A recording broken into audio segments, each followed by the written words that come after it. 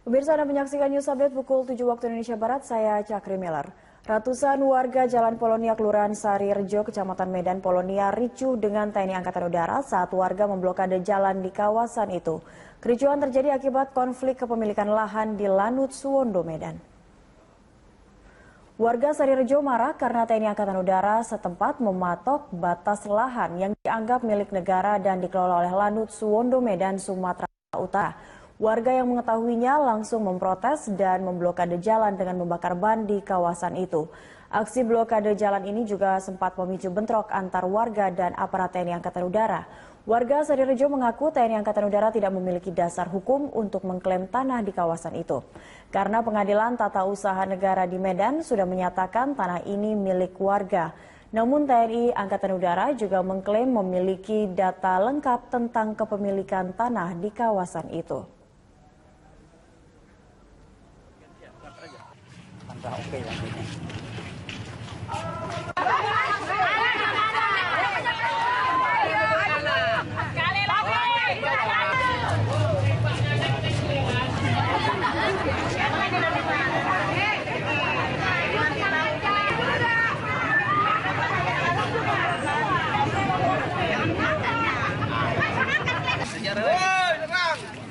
Putusan Petun nomor 140 bahwa tanah itu juga dimenangkan oleh masyarakat.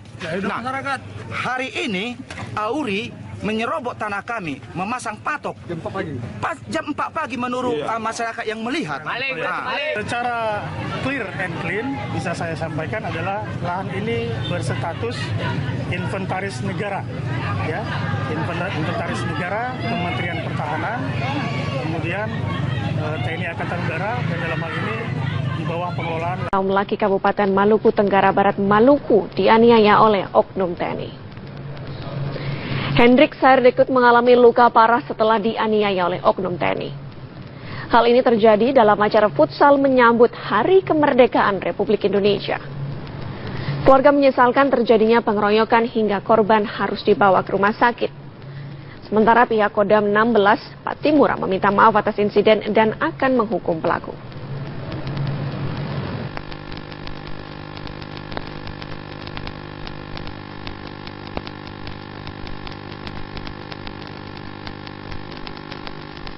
Ketika terjadi pengisian gol, maka masyarakat memberikan antusias terhadap proses pengisian gol itu, mereka berlarian ke lapangan. Dalam proses itu langsung mereka keluar lagi, tiba-tiba korban lalu mendekati garis pembatas. Nah, tidak tahu apa yang menyebabkan tiba-tiba karena TNI itu kalah dalam proses pertandingan, mereka lalu marah dan menganiaya korban. Kodam mohon permohonan maaf kepada keluarga dan korban sendiri peristiwa penganiayaan yang terjadi, dan saat ini Kodam juga bertanggung jawab untuk melakukan pengobatan pada korban sampai dengan sembuh. Itu ditanggung oleh Kodim dan Satuan Ping 31.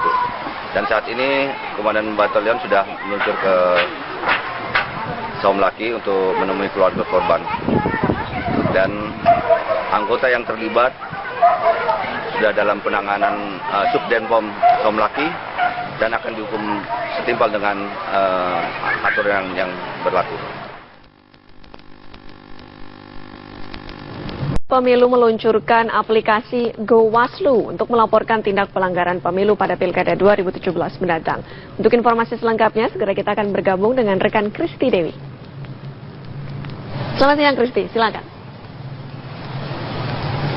Selesai jelang pilkada yang akan dilaksanakan pada tahun 2017 mendatang, Badan Pengawas Pemilu kemudian melaksanakan sosialisasi untuk pengawasan berpartisipatif yang akan dilakukan oleh masyarakat, di mana hadir dalam acara ini yang digelar pada pukul 8 sampai dengan pukul 11 waktu Indonesia bagian Barat tadi adalah Menteri Dalam Negeri Cahyokumolo, kemudian juga beberapa komisioner KPU, kemudian juga komisioner Bawaslu sendiri, dan juga beberapa pejabat lainnya yang kemudian datang untuk mengikuti acara ini. Yang menarik dalam acara ini yaitu dari pihak Bawaslu kemudian meluncurkan aplikasi GoWaslu, di mana aplikasi ini direncanakan bertujuan untuk mempercepat masyarakat berpartisipatif dengan mengirimkan laporan tindak pelanggaran yang dilakukan pada saat Pilkada serentak tahun 2017 nanti, dan juga mempercepat dari pihak Bawaslu sendiri mendapatkan laporan dan memproses laporan tersebut.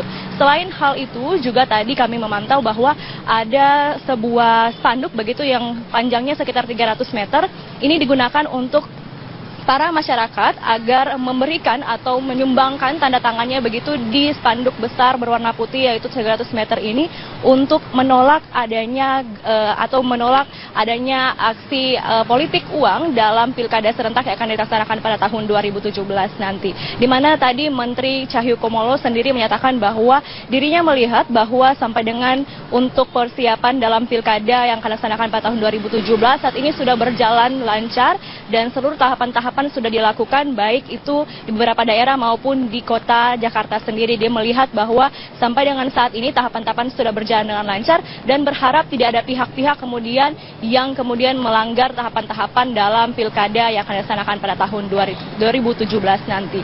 Diharapkan dengan adanya aplikasi yang telah dibuat oleh Bawaslu sendiri yaitu GoWaslu ini dapat mengajak para masyarakat ini untuk berpartisipatif aktif untuk kemudian mensukseskan pemilu yang akan dilaksanakan atau Pilkada begitu akan dilaksanakan pada tahun 2017, dan juga dapat berpartisipatif langsung untuk kemudian melaporkan jika terjadi tindakan-tindakan yang terjadi penyalahgunaan dalam Pilkada yang akan dilaksanakan pada tahun 2017 mendatang. Di mana aplikasi ini sudah bisa Anda download pemirsa, dan dapat Anda download begitu di aplikasi-aplikasi yang ada di Android Anda. Demikian dapat kami sampaikan, kami kembalikan ke Zoza di studio. Kristi, mungkin satu pertanyaan untuk Anda. Lalu sejak kapan nantinya aplikasi GoWaslu ini bisa digunakan oleh masyarakat? Apakah bisa digunakan dari saat ini atau baru tahun depan? Ya, sejak diluncurkan pada pagi hari tadi, aplikasi GoWaslu ini sudah bisa langsung dilaksanakan atau didownload langsung begitu oleh masyarakat yang berada di seluruh Indonesia ini, dan langsung dapat diaplikasikan. Tadi juga sempat begitu dilakukan ataupun ditunjukkan begitu beberapa tahapan-tahapan akan untuk melakukan registrasi begitu di aplikasi GoWaslu ini. Zoza. Terima kasih, Kristi Dewi langsung dari Tamrin, Jakarta Pusat, di depan kantor Bawaslu. Pemirsa, kami melanda sejumlah daerah di Sumatera, pemirsa. Di Ogan Ilir, Sumatera Selatan, dan Pekanbaru Riau. Lokasi kebakaran sulit dicapai sehingga diperlukan pemadaman dari udara atau waterbombing.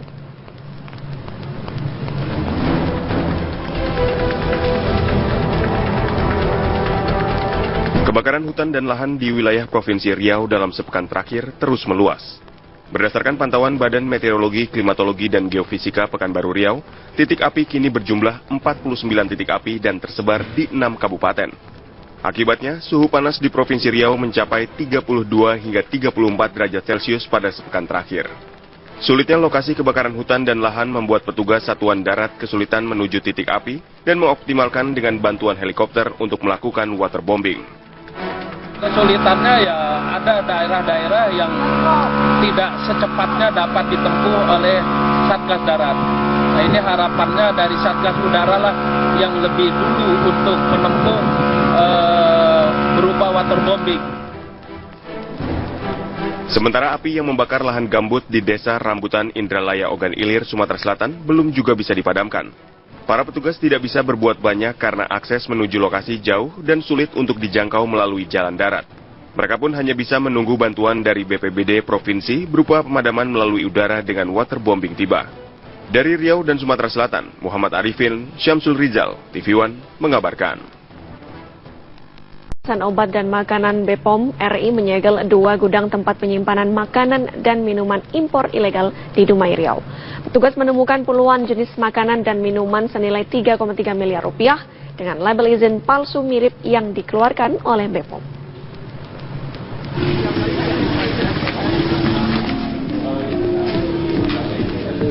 Maraknya masuk barang makanan dan minuman impor ilegal ke Dumai Riau membuat petugas BPOM Pusat melakukan razia ke sejumlah gudang penyimpanan makanan minuman yang ada di kota tersebut.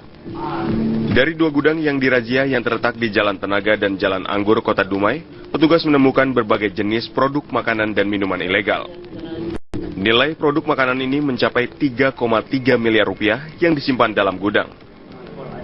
Petugas mendapat 33 jenis produk makanan dan minuman yang dipasang label izin BPOM palsu, mirip dengan yang dikeluarkan secara resmi oleh BPOM. Sebagian besar produk makanan dan minuman yang disita berasal dari negara tetangga Malaysia yang tidak jelas importirnya. Diduga produk ini masuk dengan cara diselundupkan. Malaysia berhasil menahan dan menyegel barang-barang ilegal yang datang dari negara tetangga kita. Ya. Dan ini adalah barang-barang makanan minuman yang tidak berizin edar dan tidak memiliki surat keterangan impor. Pemilik gudang berhasil melarikan diri saat mengetahui tim BPOM akan razia tempat mereka. Sementara barang bukti yang berhasil disita dibawa untuk kepentingan penyidikan dan gudang penyimpanan makanan dan minuman disegel petugas. Dari Dumai Riau, Dedi Eka Putra, TV One mengabarkan. Calon haji yang belum mendapatkan visa membuat pihak embarkasi Solo hingga saat ini masih terus berkoordinasi dengan pihak Kedutaan Besar Arab Saudi di Jakarta. Tercatat sebanyak 7.794 jemaah calon haji daerah istimewa Yogyakarta dan Jawa Tengah hingga kini belum mendapatkan visa.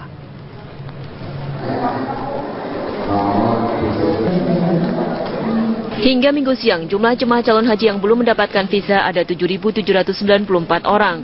Untuk daerah istimewa Yogyakarta ada 10 visa dan Jawa Tengah sebanyak 7.784 visa calon haji. Pihak panitia penyelenggara ibadah haji embarkasi Solo masih terus berkoordinasi dengan Kedutaan Besar Arab Saudi dan berharap kekurangan visa segera terselesaikan sehingga jemaah calon haji bisa berangkat sesuai jadwal. Kita masih sama di yang kemarin ya, terakhir kita sekitar 7.794, ini tugas kita sudah Jakarta, mudah-mudahan hari ini masih bisa bertambah dan terus bertambah. Hingga Jumat pagi, embarkasi Solo telah memberangkatkan 11 kloter atau 3.919 jemaah calon haji dari berbagai daerah di Jawa Tengah dan Yogyakarta. Dari Boyolali, Jawa Tengah, Agus Sabtono, TV One mengabarkan.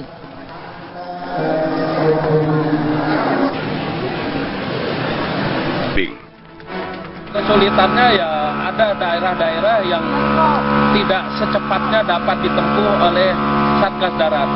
Nah, ini harapannya dari Satgas Udara lah yang lebih dulu untuk menempuh berupa waterbombing. Sementara api yang membakar lahan gambut di Desa Rambutan Indralaya Ogan Ilir, Sumatera Selatan belum juga bisa dipadamkan. Para petugas tidak bisa berbuat banyak karena akses menuju lokasi jauh dan sulit untuk dijangkau melalui jalan darat.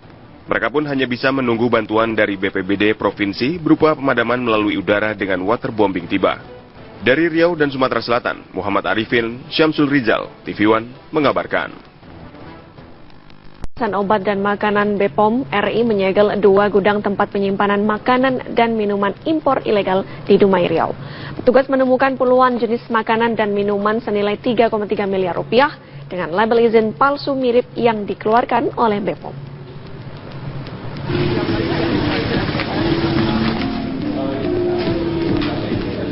Maraknya masuk barang makanan dan minuman impor ilegal ke Dumai Riau membuat petugas BPOM Pusat melakukan razia ke sejumlah gudang penyimpanan makanan minuman yang ada di kota tersebut.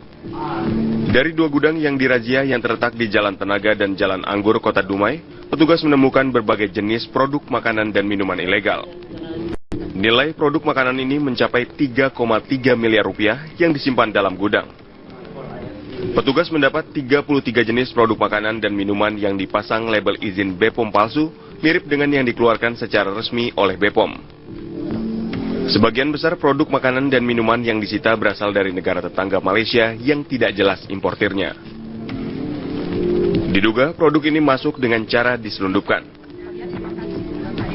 Malaysia berhasil menahan dan menyegel barang-barang ilegal dari TNI. Hendrik Sairdekut mengalami luka parah setelah dianiaya oleh oknum TNI. Hal ini terjadi dalam acara futsal menyambut Hari Kemerdekaan Republik Indonesia. Keluarga menyesalkan terjadinya pengeroyokan hingga korban harus dibawa ke rumah sakit. Sementara pihak Kodam 16 Patimura meminta maaf atas insiden dan akan menghukum pelaku.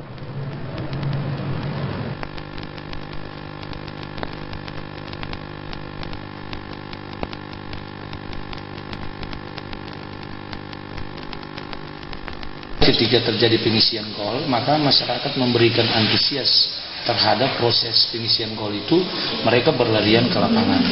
Dalam proses itu langsung mereka keluar lagi, tiba-tiba korban lalu mendekati garis pembatas.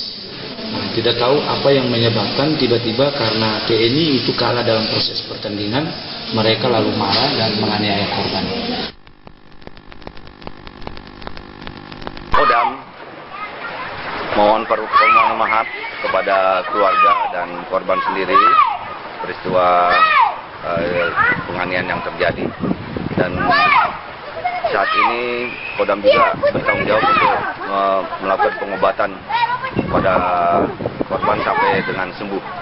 Itu ditanggung oleh Kodim dan Satuan Tim 31. Dan saat ini Komandan Batalion sudah meluncur ke Somlaki untuk menemui keluarga korban, dan anggota yang terlibat sudah dalam penanganan Subdenpom Somlaki dan akan dihukum setimpal dengan aturan yang berlaku. Pemilu meluncurkan aplikasi GoWaslu untuk melaporkan tindak pelanggaran pemilu pada Pilkada 2017 mendatang. Untuk informasi selengkapnya, segera kita akan bergabung dengan rekan Kristi Dewi. Selamat siang Kristi, silakan. Zosa, jelang pilkada yang akan dilaksanakan pada tahun 2017 mendatang, Badan Pengawas Pemilu kemudian melaksanakan sosialisasi untuk pengawasan berpartisipatif yang akan dilakukan oleh masyarakat, di mana hadir dalam acara ini yang digelar pada pukul 8 sampai dengan pukul 11 waktu Indonesia bagian Barat tadi adalah Menteri Dalam Negeri Cahyokumolo, kemudian juga beberapa komisioner KPU, kemudian juga komisioner Bawaslu sendiri, dan juga beberapa pejabat lainnya yang kemudian datang untuk mengikuti acara ini. Yang menarik dalam acara ini yaitu dari pihak Bawaslu kemudian meluncurkan aplikasi GoWaslu, di mana aplikasi ini direncanakan bertujuan untuk mempercepat masyarakat berpartisipatif dengan mengirimkan laporan tindak pelanggaran yang dilakukan pada saat pilkada serentak tahun 2017 nanti, dan juga mempercepat dari pihak Bawaslu sendiri mendapatkan laporan dan memproses laporan tersebut. Selain hal itu, juga tadi kami memantau bahwa ada sebuah spanduk begitu yang panjangnya sekitar 300 meter. Ini digunakan untuk para masyarakat agar memberikan atau menyumbangkan tanda tangannya begitu di spanduk besar berwarna putih yaitu 300 meter ini untuk menolak adanya aksi politik uang dalam pilkada serentak yang akan dilaksanakan pada tahun 2017 nanti. Di mana tadi Menteri Cahyokumolo sendiri menyatakan bahwa dirinya melihat bahwa sampai dengan untuk persiapan dalam pilkada yang akan dilaksanakan pada tahun 2017 saat ini sudah berjalan lancar dan seluruh tahapan-tahapan sudah dilakukan, baik itu di beberapa daerah maupun di kota Jakarta sendiri. Dia melihat bahwa sampai dengan saat ini tahapan-tahapan sudah berjalan dengan lancar dan berharap tidak ada pihak-pihak kemudian yang melanggar tahapan-tahapan dalam pilkada yang akan dilaksanakan pada tahun 2017 nanti.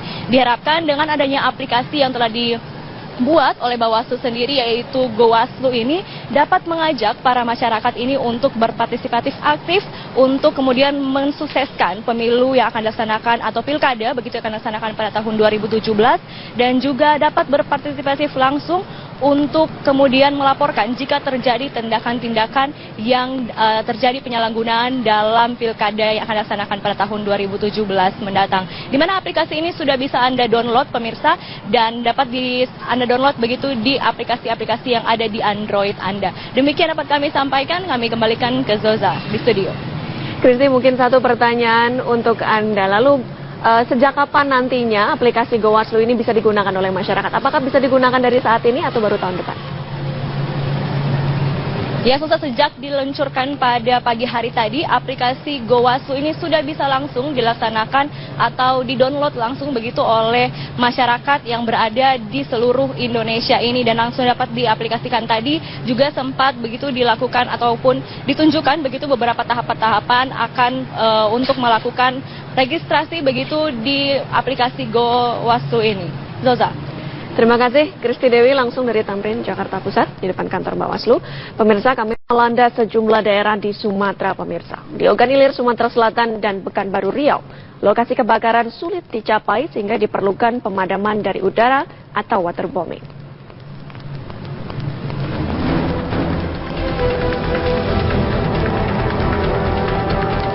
Kebakaran hutan dan lahan di wilayah Provinsi Riau dalam sepekan terakhir terus meluas. Berdasarkan pantauan Badan Meteorologi, Klimatologi, dan Geofisika Pekanbaru Riau, titik api kini berjumlah 49 titik api dan tersebar di 6 kabupaten. Akibatnya, suhu panas di Provinsi Riau mencapai 32 hingga 34 derajat Celcius pada sepekan terakhir. Sulitnya lokasi kebakaran hutan dan lahan membuat petugas Satuan Darat kesulitan menuju titik api dan mengoptimalkan dengan bantuan helikopter untuk melakukan waterbombing. Pemirsa, Anda menyaksikan News Update pukul 7 waktu Indonesia Barat, saya Cakri Miller. Ratusan warga Jalan Polonia, Kelurahan Sarirejo, Kecamatan Medan, Polonia, ricuh dengan TNI Angkatan Udara saat warga memblokade jalan di kawasan itu. Kericuhan terjadi akibat konflik kepemilikan lahan di Lanut, Suwondo, Medan. Warga Sarirejo marah karena TNI Angkatan Udara setempat mematok batas lahan yang dianggap milik negara dan dikelola oleh Lanut, Suwondo, Medan, Sumatera Utara. Warga yang mengetahuinya langsung memprotes dan memblokade jalan dengan membakar ban di kawasan itu. Aksi blokade jalan ini juga sempat memicu bentrok antar warga dan aparat TNI Angkatan Udara. Warga Sarirejo mengaku TNI Angkatan Udara tidak memiliki dasar hukum untuk mengklaim tanah di kawasan itu. Karena Pengadilan Tata Usaha Negara di Medan sudah menyatakan tanah ini milik warga.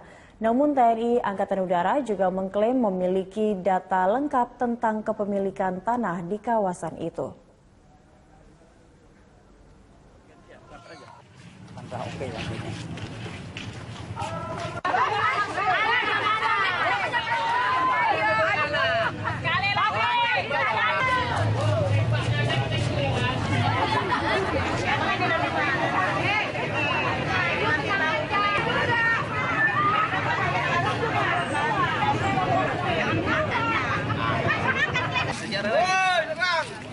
Putusan Petun nomor 140 bahwa tanah itu juga dimenangkan oleh masyarakat.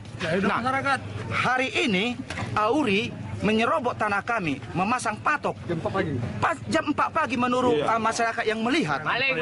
Secara clear and clean bisa saya sampaikan adalah lahan ini berstatus inventaris negara, ya, inventaris negara Kementerian Pertahanan, kemudian TNI Angkatan Udara, dan dalam hal ini di bawah pengelolaan. Kaum laki Kabupaten Maluku Tenggara Barat, Maluku, dianiaya oleh oknum